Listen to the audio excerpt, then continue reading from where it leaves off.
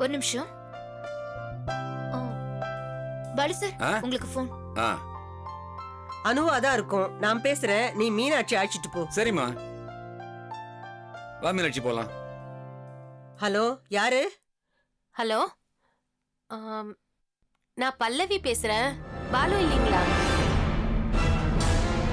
Hello, நீங்க யாருங்க பேசுறது?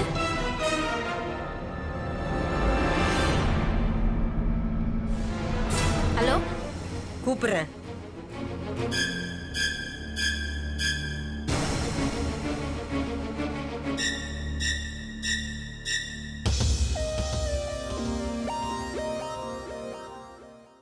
நீ போய் பேசு பாலு. யாருமா? அனு இல்ல. வேற யாரு? பல்லவியா? சரிம்மா, இதை வச்சுக்கோ, நான் போய் பேசிட்டு வரேன்.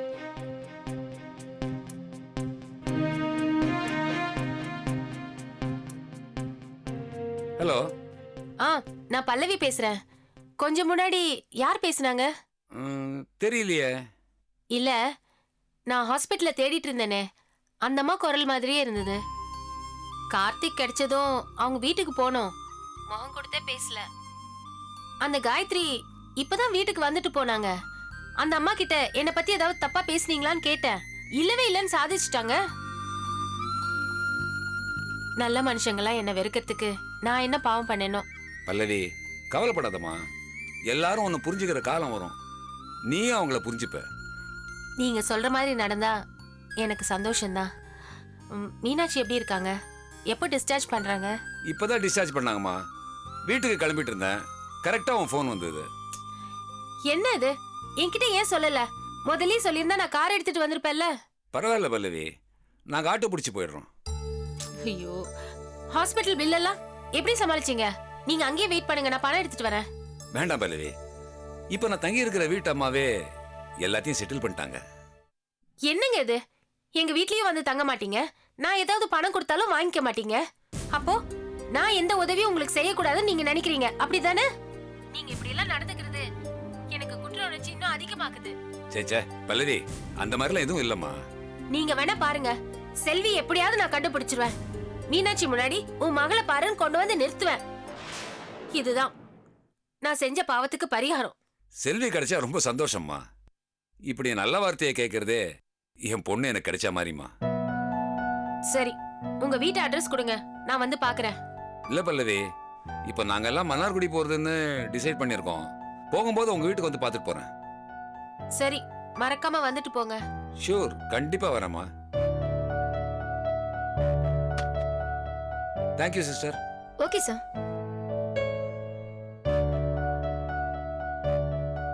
அம்மா போலாமா? பாலு, எனக்கு ஒரு உதவி பண்ணணும். என்னம்மா? எந்த காரணத்து கொண்டும் நான் ராஜாராமனோட அம்மான்னு அவகிட்ட சொல்லக்கூடாது. அம்மா புரிஞ்சுக்க பாலு. சரிம்மா, வா போலாம். அது கொடு, போலாம்மா. வா. குட் மார்னிங்டா. என்னடா இன்னும் கிளம்பலையா?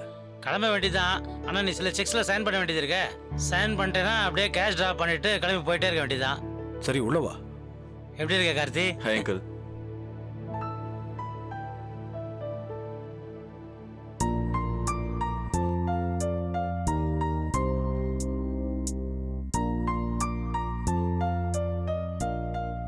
கார்த்தி, ஸ்ரீநிதியை பற்றி ஏதாவது தகவல் தெரிஞ்சுதா? இல்லை அங்கிள், பிரேம் ஃபோன் பண்ண கொஞ்ச நேரத்தில் போலீஸ் அந்த ஸ்பாட்டுக்கு போயிட்டாங்க. ஆனால் அங்கே போனப்ப ஸ்ரீநிதி அங்கே காணோம். மற்றவங்கள தான் போலீஸ் ரவுண்ட் அப் பண்ணி பிடிச்சிருக்காங்க. போலீஸ் அங்கே போகிறதுக்கு முன்னாடியே ஸ்ரீநிதி அங்கேருந்து எஸ்கேப் ஆயிருக்கா. அப்படி எஸ்கேப் ஆயிருந்தா அவள் பேரண்ட்ஸுக்கு இன்ஃபார்ம் பண்ணிருக்கணுமே. ஏன் அவள் பேரண்ட்ஸுக்கு இன்ஃபார்ம் பண்ணல? அதான் அங்கிள் எனக்கும் புரியல. ஸ்ரீநிதி எஸ்கேப் ஆனாங்கிறதே என்னால் நம்ப முடியல. போலீஸ் அந்த பில்டிங்கை ரைட் பண்ண போறாங்கன்ற விஷயம் சிவராமனுக்கு எப்படியோ தெரிஞ்சிருக்கு. அவன் தான் ஸ்ரீநிதியை வேற இடத்துக்கு மாத்திருக்கணும்.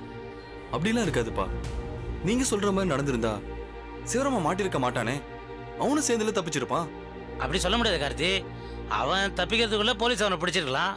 இப்படி இடத்த அடிக்கடி மாத்துறது தான் கடத்தல்காரனுக்கு கை வந்த கலையாச்சே. உன் விஷயத்துல அது ப்ரூவ் ஆயிடுச்சே. இருக்கலாம், ஆனா நான் அதை நம்பல. ஸ்ரீநிதி தப்பிச்சு தான் போயிருக்கணும்.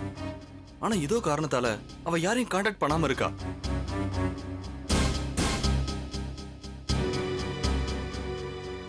இந்தா ஆ சுந்தர், எல்லா செக்லையும் சைன் பண்ணிட்டேன். ஓகேடா, நான் கிளம்புறேன். அங்கிள் ஒரு நிமிஷம். என்னப்பா? இந்தாங்க. ஸ்ரீநிதியோட போட்டோ இது எதுக்கு என்கிட்ட கொடுக்குற? அங்கிள், நீங்க தினமும் பல இடத்துக்கு போறீங்க, பல பேரை பாக்குறீங்க. இந்த போட்டோவை எல்லாருக்கிட்டையும் காட்டி கேளுங்க, ஏதாவது நல்ல செய்தி கண்டிப்பா கிடைக்கும். கார்த்தி சொல்றது சரிதான். இவன் போட்டோவை கார்த்திகேயன் எல்லார்கிட்டையும் கொடுத்து வச்சதுனால தானே கார்த்தியை சீக்கிரமா நம்ம கண்டுபிடிக்க முடிஞ்சது. ஸ்ரீநிதியை பத்தி என் மூலமா தகவல் தெரிய வந்ததுன்னா எனக்கு அதோட வேற என்னடா சந்தோஷம் இருக்க முடியும்? ஆனா என்ன ஒண்ணு, நீங்க 2 பேரும் கொஞ்ச நேரத்துக்கு முன்னாடி வந்திருக்கலாம். வந்திருந்தா ஜெனிஃபர் கிட்டயும் ஒரு போட்டோ காப்பி கொடுத்துருக்கலாம். ஏன்னா அவ என்னோட அதிக இடத்துக்கு போறவோ, என்னோட அதிகமான கான்டாக்ட்ஸ் அவளுக்கு இருக்கு. பரவாயில்ல, அவங்க எப்படி ஈவினிங் ஆபீஸ்க்கு வருவாங்க, அப்போ போட்டோவை கொடுத்துக்கலாம். ஆமா, அந்த ஹோம்க்கு செக்க கொடுத்துட்டியா? கொடுத்துட்டேன். அதை கலெக்ட் பண்ணிட்டு போக தான் வந்திருந்தாங்க. இத பார் சுந்தரம், ஸ்ரீநிதி வீட்டை விட்டு ஓடி போனதுக்கு காரணம் பல்லவிதான் எல்லாரும் சொல்றாங்க, குறிப்பா அம்மாவும் சொல்றாங்க. அந்த களங்க நீங்கணும்னா எப்படியாவது ஸ்ரீநிதியை நம்ம கண்டுபிடிச்சே ஆகணும் சுந்தரம். ஏய், என்னால நான் எல்லா முயற்சியும் நான் பண்ணுவேன்டா. Don't worry. ஓகே, வரேன் Karthi. Okay uncle.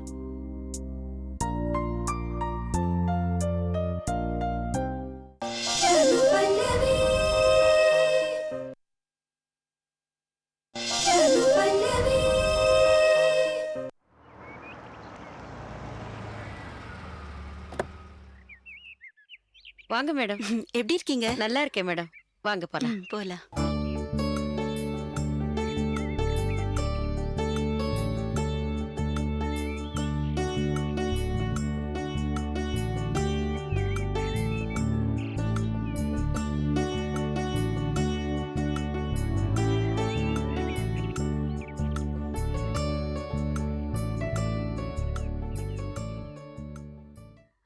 Madam, Jennifer madam வந்திருக்காங்க.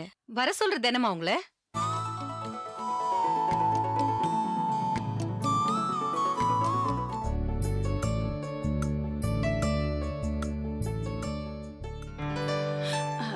Good morning madam. Very good morning. Please come.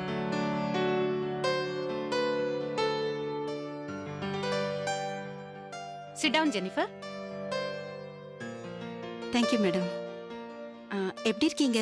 நல்லா இருக்கேன் ஜெனிஃபர். உங்கள மாதிரி ஆளுங்க இருக்கும்போது எனக்கும் இந்த ஹோமுக்கும் எந்த குறையும் வராது. நல்லா இருக்கேன். ஆமா, ராஜாராம் சார் எப்படி இருக்காங்க? நல்லா இருக்காரு மேடம். அவரே நேர்ல வந்து உங்களை எல்லாம் மீட் பண்ணணும்னு தான் ஆசைப்பட்டாரு. பட் ஒர்க் டென்ஷன்ல அவரால வர முடியல. அதான் நான் வந்தேன். அதனால என்ன, பரவாயில்ல. ராஜாராம் சார் கொடுக்க சொன்னாரு. ஓ,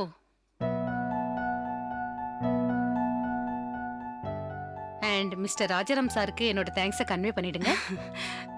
உங்க சோஷியல் ஆக்டிவிட்டீஸ்க்கு ஏதோ எங்களால முடிஞ்ச ஒரு ஸ்மால் ஹெல்ப். இதுக்கு எதுக்கு மேடம் தேங்க்ஸ் எல்லாம்? சரி மேடம், எனக்கு கொஞ்சம் அர்ஜென்ட் ஒர்க் இருக்கு, நான் கிளம்புறேன். Okay Jennifer. ஓகே.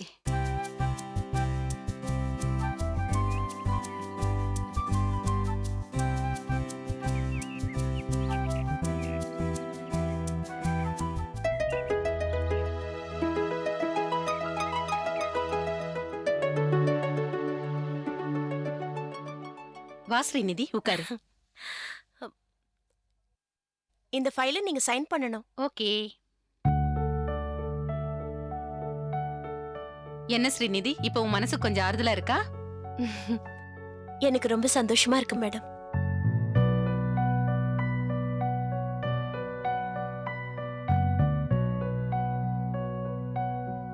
இந்தம்மா. ஐயோ, ஜெனிஃபர் செல்ல மறந்துட்டாங்க போல இருக்கு. கார் வரைக்கும் தான் போயிருப்பாங்க. கொஞ்சம் கொடுத்துரு ஸ்ரீநிதி ப்ளீஸ். சரி, நான் போய் கொடுத்துறேன். சரி.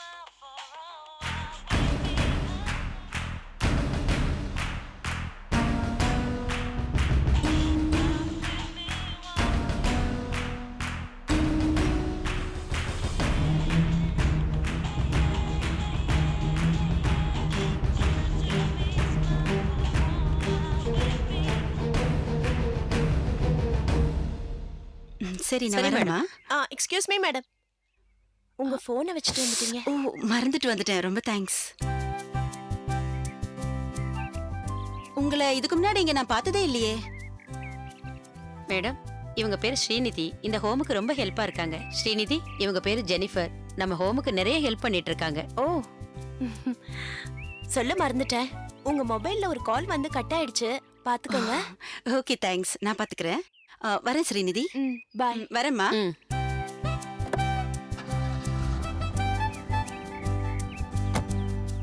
பை. பாய்.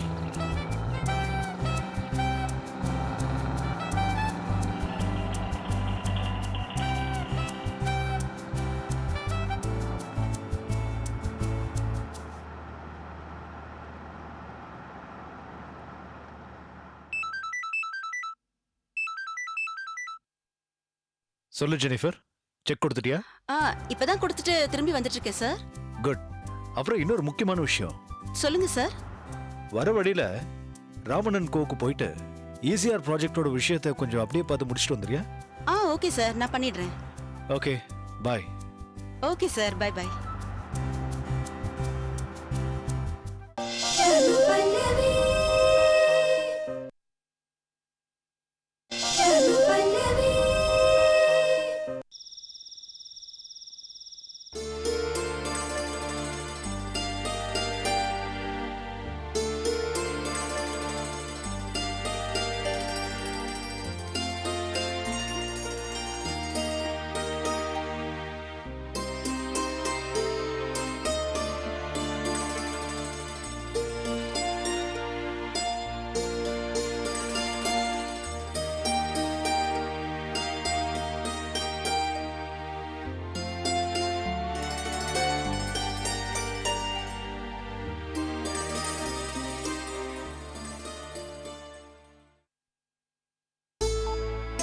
என்ன பாலு, அம்மா, நீ இன்னும் தூங்கலையா? தூக்கம் வரலம்மா. ஏன், ஊருக்கு போறத நினைச்சு மனசை போட்டு குழப்பிக்கிட்டு இருக்கியா? ஆமாம்மா, இப்போ இருக்கிற நிலைமையில ஊருக்கு போகணுமான்னு யோசிச்சுட்டு இருக்கேன். என்ன பாலு, ஏன் திடீர்னு?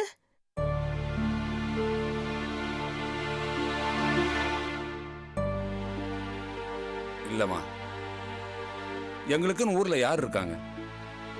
நாங்க யாரை பார்க்கறதுக்காக ஊருக்கு போனோம்? பேசாம நானும் மீனாட்சியும் உங்களோட இங்கேயே இருந்துடுறோமே. என்ன பேசுற பாலு, நீ சுய நினைவோட தான் பேசுறியா? நானே உன் கூடயும் மீனாட்சியோடையும் வந்து ஊர்லயே தங்கிடலாம்னு நினைக்கிறேன். இப்ப நீ என்னடா ஏதோ புதுசா கதை சொல்லிட்டு இருக்க? டாக்டர் சொன்னதை நீ மறந்துட்டியா? மீனாட்சி ஊருக்கு அழைச்சிட்டு போனா அவ பழகிற இடமெல்லாம் பார்த்தா பழசெல்லாம் ஞாபகம் வரும்னு டாக்டர் சொன்னார் இல்லையா? அதை வச்சுதானே நாம அவளை டிஸ்சார்ஜ் பண்ணி வீட்டுக்கு கூட்டிட்டு வந்தோம். இப்ப நீ இப்படி பேசுறியே? இல்ல, அது வந்துமா,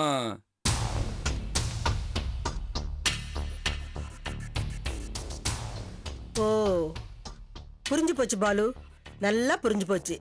நான் உன் கூட வரேன்னு சொன்னது உனக்கு பிடிக்கல, அப்படிதானே? இல்லம்மா. பொய் சொல்லாத பாலு.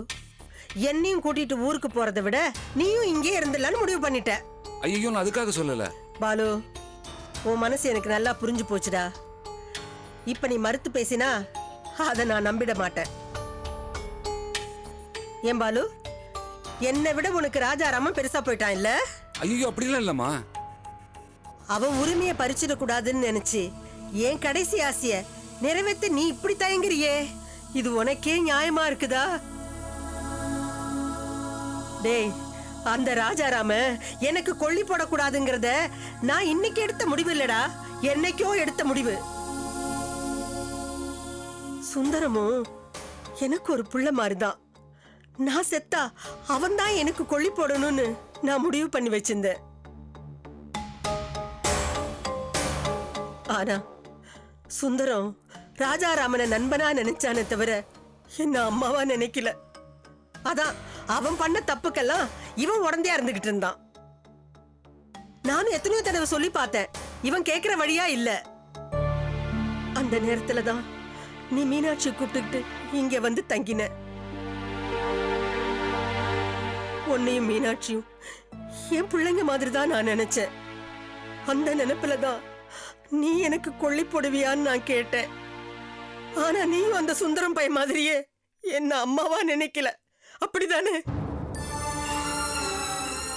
வேண்டாண்டா, வேண்டாம். நீங்க யாரும் எனக்கு கொள்ளி போட வேண்டாம். நானாவது பொண்ணமா செத்து கிடந்தா கார்பரேஷன்காரன் எடுத்துட்டு போய் என்னை எரிக்க மாட்டானா? அவன் எரிச்சா இந்த கட்டை வேகாதா? வேகுண்டா. நீங்க யாரும் எனக்கு கொள்ளி போட வேண்டாம். வேண்டாம், நீங்க யாரும் எனக்கு கொள்ளி போட வேண்டாம்.